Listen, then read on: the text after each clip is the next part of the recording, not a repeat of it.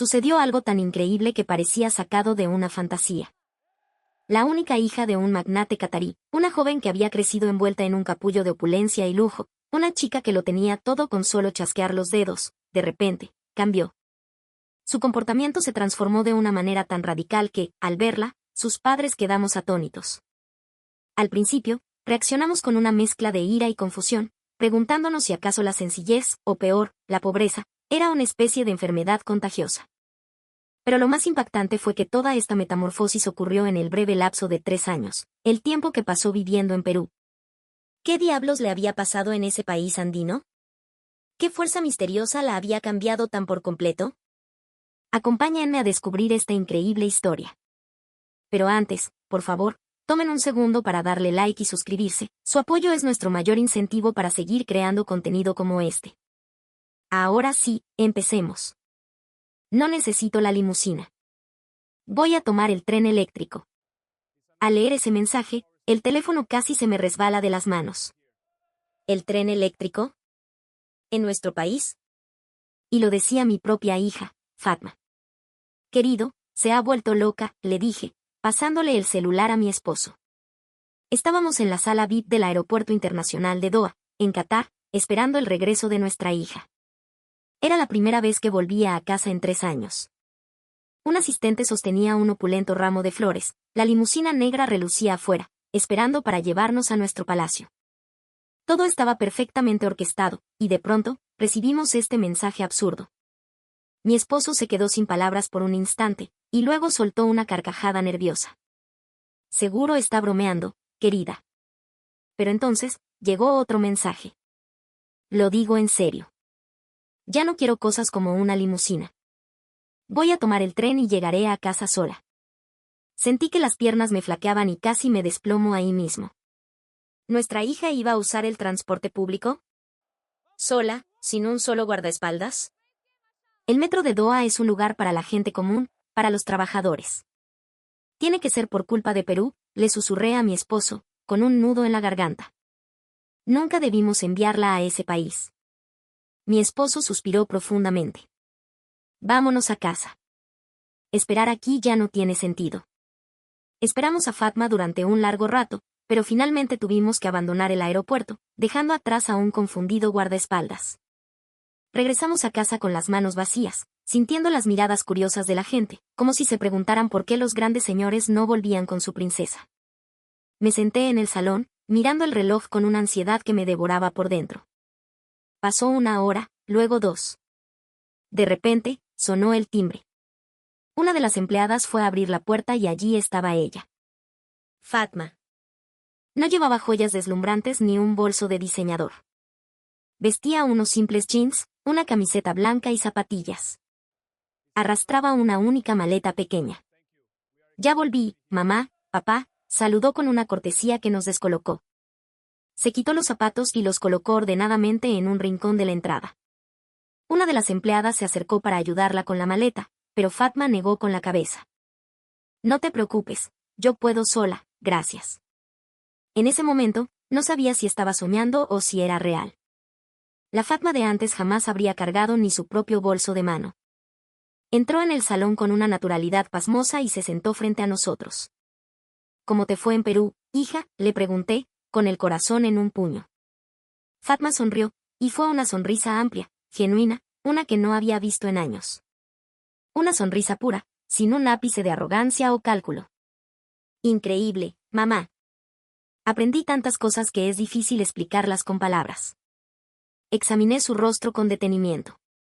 Llevaba la cara lavada, sin una gota de maquillaje, y el cabello recogido en una coleta sencilla. Pero lo más importante era su mirada. Había cambiado por completo. La altanería y la irracionalidad del pasado se habían desvanecido. En su lugar, había una calma, una serenidad que nunca antes había poseído. Y dime, ¿qué tal el tren eléctrico?, preguntó mi esposo, intentando sonar casual. Súper práctico, papá. Desde el aeropuerto hasta el centro de la ciudad, solo tardé 30 minutos. Además, pude ver el paisaje.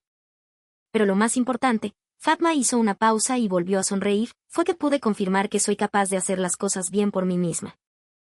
¿Era esta realmente la misma princesa caprichosa que habíamos enviado a Perú 3 años atrás? Esa noche no pude dormir, dándole vueltas a la pregunta de cómo mi hija había podido cambiar tanto. Aún recuerdo perfectamente el día en que Fatma decidió que quería ir a Perú. Permítanme empezar por ahí. Fatma era la personificación de la aristocracia catarí.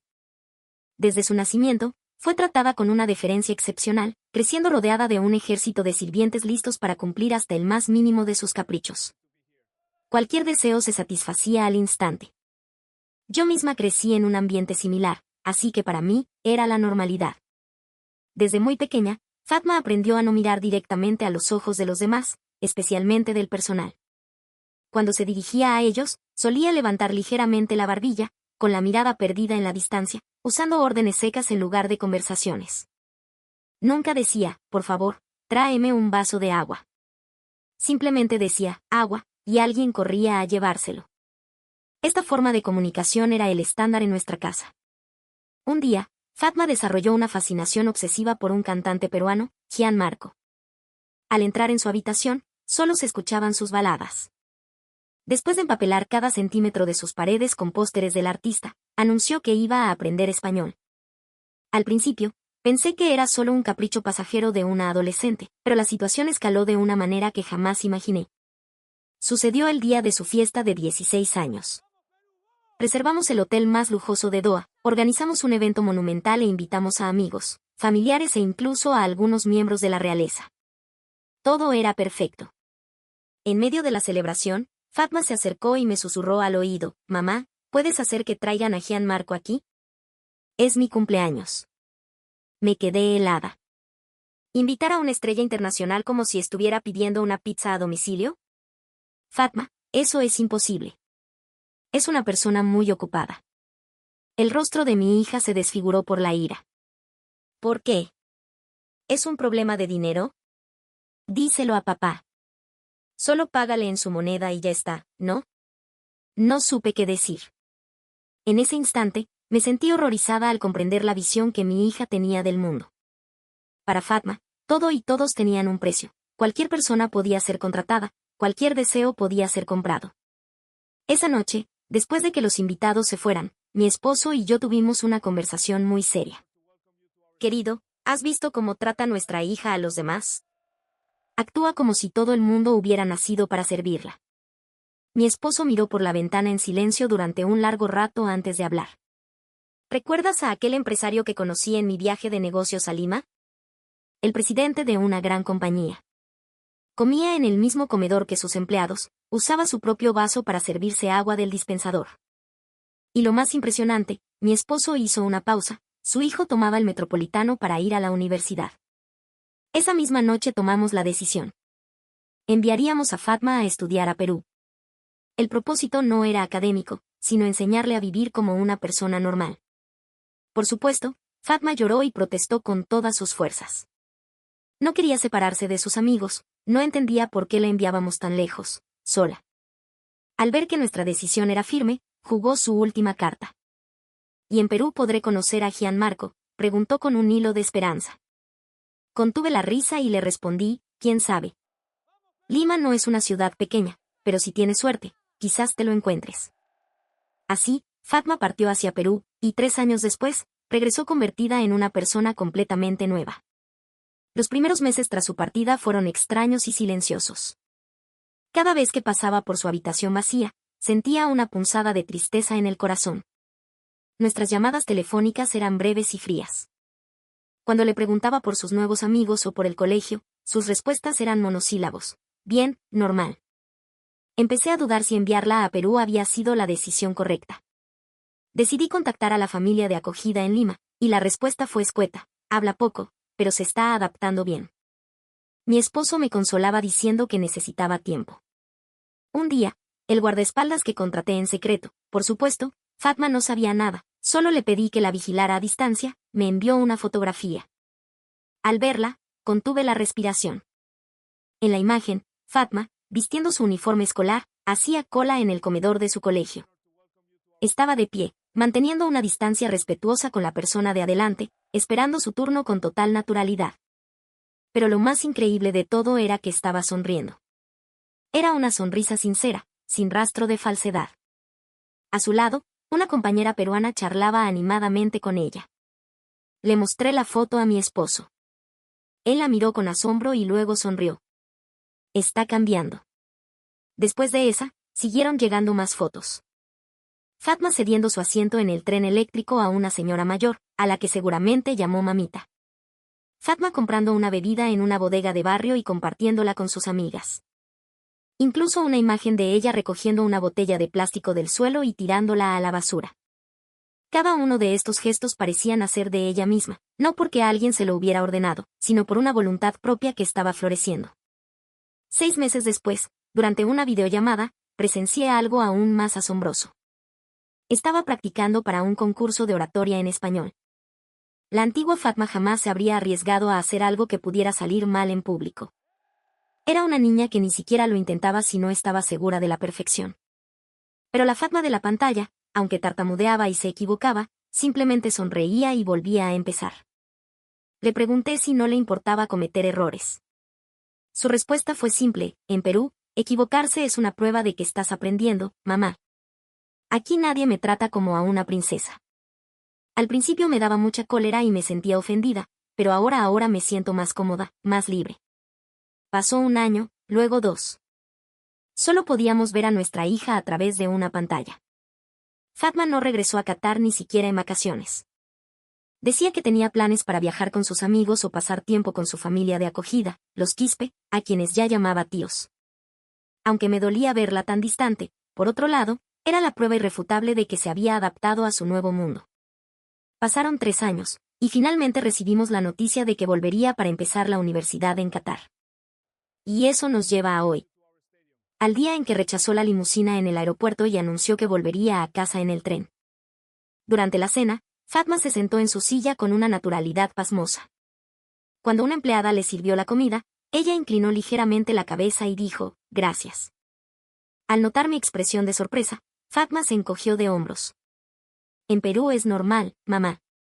Es una forma de agradecer el esfuerzo de la persona que preparó la comida. Esa noche le pregunté a mi esposo, ¿hicimos lo correcto? Él miró el cielo nocturno a través del ventanal y respondió, todavía no lo sé. Pero el cambio ya ha comenzado. A la mañana siguiente, me levanté temprano y bajé a la cocina. Para mi sorpresa, Fatma ya estaba allí, preparando café. La cafetera de nuestra casa es una máquina italiana carísima, llena de botones y perillas complicadas, pero Fatma la manejaba con una destreza increíble. ¿Qué haces despierta tan temprano, hija?, le pregunté. Fatma sonrió ampliamente. Ah, hola mamá.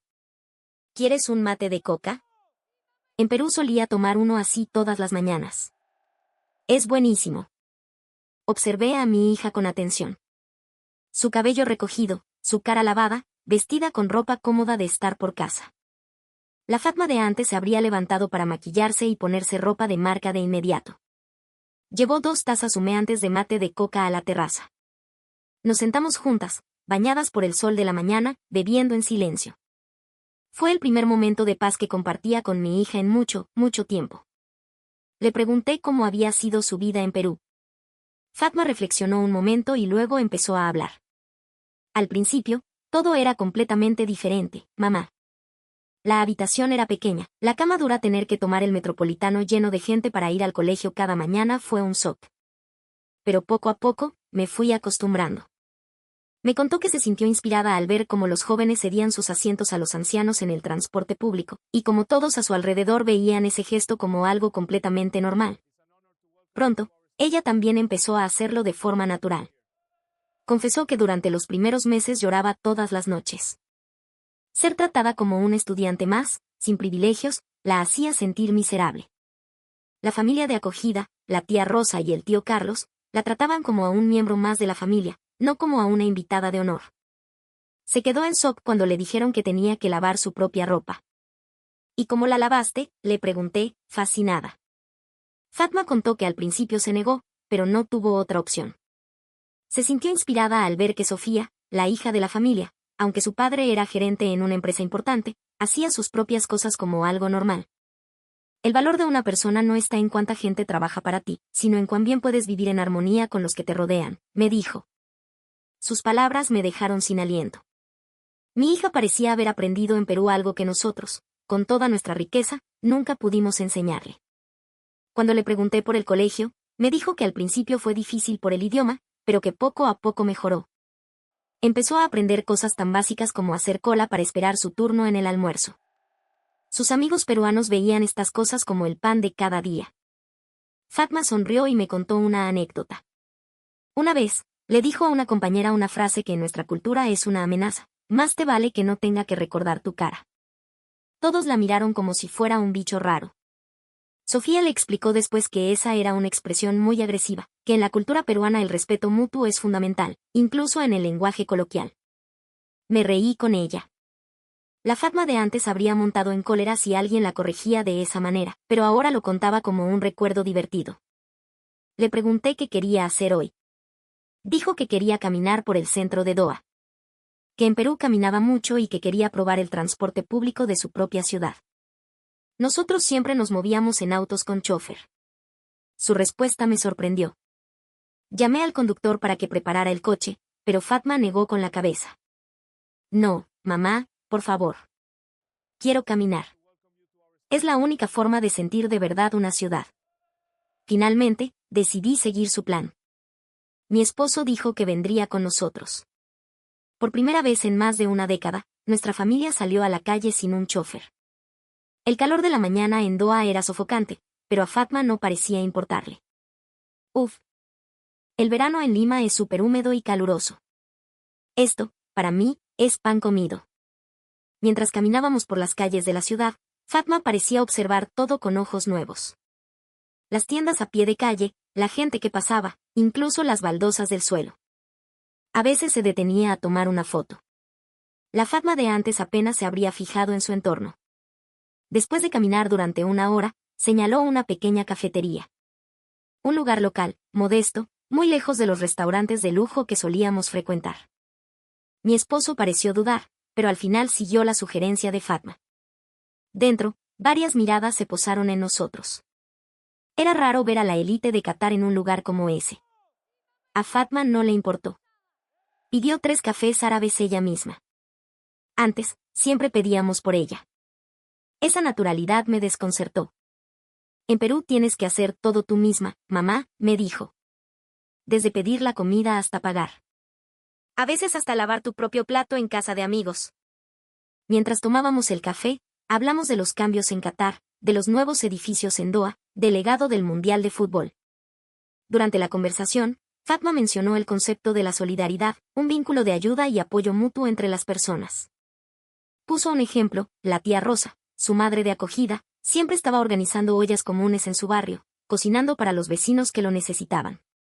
Mi esposo preguntó: ¿no es eso similar a nuestra tradición árabe de hospitalidad con los invitados? Fatma señaló la diferencia. Nosotros lo hacemos con los invitados o con gente de un estatus superior. Pero en Perú, la gente lo hace por todos. Por el vecino, por el que está misio, por el desconocido. Es un espíritu de comunidad muy fuerte. Sus palabras me hicieron reflexionar. Era cierto. En nuestra casa, el personal de servicio era prácticamente invisible. El cambio de Fatma no era solo superficial, era una transformación profunda en su manera de ver el mundo. Al salir de la cafetería, nos dirigimos al Zoco, el mercado tradicional de Doha. Allí, Fatma charlaba y regateaba amigablemente con los comerciantes. Nunca imaginé que mi hija pudiera mostrar esa faceta. La Fatma de antes ni siquiera preguntaba el precio de las cosas, simplemente las compraba. Mejor dicho, nunca habría puesto un pie en un lugar como este. Mientras paseábamos, Fatma se detuvo un buen rato en un pequeño puesto de artesanías. Vendían joyas tradicionales de Qatar. La forma en que conversó con la dueña fue impresionante. La antigua Fatma ni siquiera habría cruzado una mirada con un vendedor ambulante. ¡Qué collar tan bonito! ¿Lo ha hecho usted misma, señora?, preguntó. La dueña, sorprendida al principio, le dedicó una amplia sonrisa y empezó a explicarle el proceso de su trabajo. Observando su conversación, me maravillé una vez más del cambio de mi hija. Fatma escuchaba con genuino interés la historia de la artesana. Al final, compró el collar, pero lo más sorprendente no fue el regateo, sino el agradecimiento que expresó. Es un trabajo maravilloso, de verdad. Muchísimas gracias. Al ver esa escena, comprendí de golpe que el verdadero significado de ser humano, lo que tanto habíamos querido enseñarle, estaba impregnado de forma natural en el día a día del pueblo peruano. Fatma no lo había aprendido en un curso especial o con sermones, sino viviendo entre ellos, observando cómo se vive una vida normal. De camino a casa, Fatma propuso, mañana podríamos ir a dar una vuelta en el tren eléctrico. Mi esposo y yo nos miramos y asentimos con una sonrisa. Esa noche, dormí profundamente por primera vez en mucho tiempo. Mi hija había cambiado, y tenía el presentimiento de que este cambio también traería cosas buenas a nuestra familia. Como lo que Fatma dijo sobre la solidaridad me hizo empezar a pensar en cómo podría valorar más las relaciones humanas en mi propia vida. A la mañana siguiente, tal como habíamos acordado, fuimos a la estación de tren. Mi esposo parecía un poco nervioso, pero al ver la confianza de Fatma, se relajó. Para ser sincera, yo también estaba emocionada. Era la primera vez que usaba el transporte público después de toda una vida moviéndome en limusinas y autos de lujo. Primero hay que comprar la tarjeta aquí, dijo Fatma, llevándonos a una máquina expendedora. Con dedos ágiles, tocó la pantalla, seleccionó el destino y pagó. Sus movimientos eran tan naturales, como si lo hubiera hecho toda su vida. En el andén, había gente de todas las clases sociales, trabajadores, estudiantes, familias. Todos compartiendo el mismo espacio. Era una imagen completamente nueva para nosotros, que siempre habíamos vivido en espacios segregados. Cuando llegó el tren, Fatma nos dio hacia adentro con soltura. Estaba bastante lleno, pero no se inmutó. A su madre. El tren eléctrico en Lima es mucho más complicado, dijo riendo. En hora punta, a veces no hay ni dónde pararse. En ese espacio abarrotado, vi Doha desde una nueva perspectiva. Imágenes de la ciudad que nunca había visto, sonidos que nunca había oído, sensaciones que nunca había experimentado. ¿Es chévere, no?, preguntó Fatma. Todos en el mismo lugar, compartiendo la misma experiencia. Los peruanos lo llaman conciencia comunitaria. Mi esposo asintió. Es cierto. Es una sensación muy diferente. Tomamos el tren hasta un centro comercial y decidimos almorzar en un restaurante normal, no uno de lujo, sino uno popular entre los locales. Fatma eligió del menú y pidió por todos. Cuando llegó la comida, dijo en voz baja, buen provecho. Explicó que en Perú se dice eso antes de comer como muestra de respeto. Al terminar, dijo, estuvo muy rico, gracias, y ordenó un poco la mesa. Me pareció un mundo completamente nuevo. Mientras paseábamos por el centro comercial, Fatma nos contó todo lo que había aprendido en Perú, desde habilidades para la vida diaria hasta habilidades sociales. Me impresionó especialmente lo que dijo sobre la empatía. Los peruanos son expertos en leer los sentimientos de los demás. Al principio me parecía molesto, como si se metieran en mi vida, pero luego entendí que es una forma de cuidado, una manera de asegurarse de que nadie se sienta incómodo y de que todos puedan convivir en armonía. De regreso a casa por la tarde, Fatma dijo en voz baja, la verdad es que cuando llegué a Perú, sufrí muchísimo. Su voz estaba cargada de sinceridad. Todo era extraño, nadie me trataba de forma especial. El primer mes lloré todas las noches. Quería volver aquí. Me quedé helada y le pregunté, ¿y por qué no nos lo dijiste? Fatma sonrió levemente. Porque si se los decía, me habrían traído de vuelta al toque. Pero con el tiempo, las cosas cambiaron. Tener mi propio espacio, mi propio tiempo me hizo sentir libre. No como la hija de alguien, no como parte de una dinastía, sino simplemente como Fatma. Al oír eso, sentí un dolor agudo en el pecho. Acababa de darme cuenta de que el prestigio y la fortuna de nuestra familia habían sido una carga para ella. Queríamos criarla como alguien especial, pero en el proceso, la habíamos aislado. Al llegar a casa, le pregunté de improviso, ¿extrañas Perú? Fatma lo pensó un momento y asintió. Sí, lo extraño. Pero creo que, esté donde esté, puedo aplicar lo que aprendí allí. Esa noche, mi esposo y yo hablamos largo y tendido. ¿El entorno que le habíamos dado a Fatma era el correcto? Un torbellino de pensamientos me invadió, y era extraño, porque mi esposo estaba pensando exactamente lo mismo. Lo que Fatma había aprendido en Perú no era solo sobre modales o independencia. Era sobre las relaciones humanas, sobre cómo vivir en sociedad. Esa noche, hasta altas horas, cuestionamos nuestro propio estilo de vida, la forma en que tratábamos a quienes nos rodeaban, lo más importante, que es lo verdaderamente esencial en las relaciones con los demás. A la mañana siguiente, Fatma nos hizo una propuesta inesperada. Papá, mamá, ¿qué les parece si este fin de semana vamos a hacer voluntariado juntos? Al principio no entendí. ¿Voluntariado? Pero si donamos muchísimo dinero a beneficencia. No me refiero a donar dinero, sino nuestro tiempo, nuestra chamba, aclaró. ¿Qué tipo de voluntariado?, preguntó mi esposo. En una olla común en las afueras de Doha. Ayudan a repartir comida a los trabajadores migrantes. En Perú iba a menudo con mis amigos.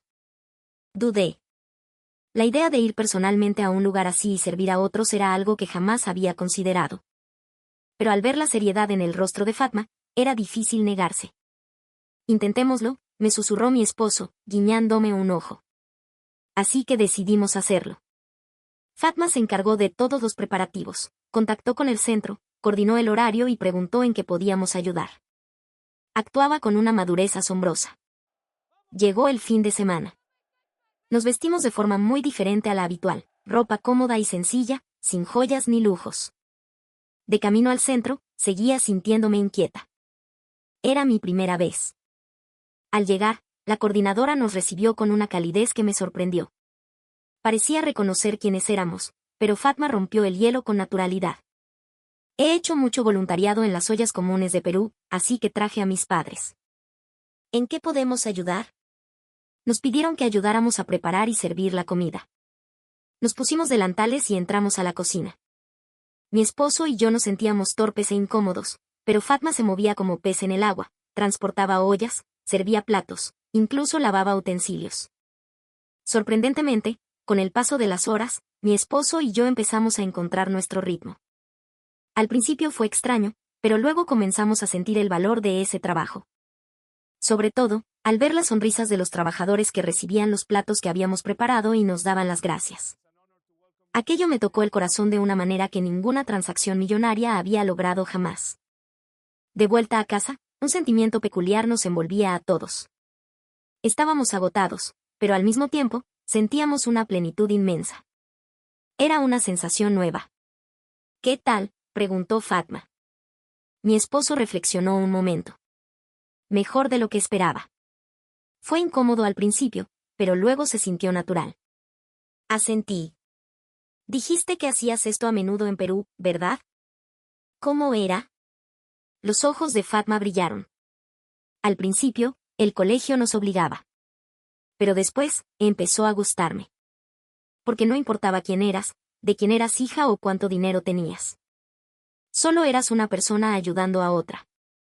Y esa sensación es increíble. Esa noche, reflexioné profundamente, por primera vez en mucho tiempo. ¿Cuál era el verdadero valor que habíamos buscado toda nuestra vida? En medio de tanto privilegio y riqueza, ¿qué habíamos perdido? Fatma parecía haber ido a Perú para encontrarlo y traerlo de vuelta. El tiempo pasó volando. Ya habían pasado 2 semanas desde el regreso de Fatma. Aunque se acercaba el momento de empezar la universidad, nos confesó que prefería estudiar en una universidad de Lima antes que en una de Qatar. Al principio nos opusimos, pero ahora habíamos decidido respetar su elección. Hoy era su cumpleaños. Antes, habríamos organizado una fiesta fastuosa con cientos de invitados.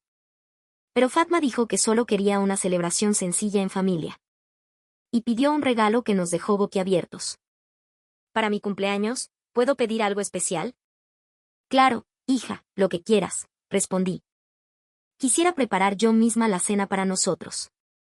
Con las recetas que aprendí en Perú. Me quedé sin palabras. En nuestra casa, un chef profesional siempre se encargaba de la comida. Que Fatma entrara en la cocina era impensable. ¿Quieres que el chef te ayude? Fatma negó con la cabeza. Quiero hacerlo yo sola. En Perú, aprendí a cocinar un poco con la tía Rosa. Así que Fatma se adueñó de la cocina. El personal intentaba ayudar, pero ella insistió en hacer la mayor parte del trabajo sola. Aunque nos sentíamos nerviosos, al verla tan segura, decidimos esperar.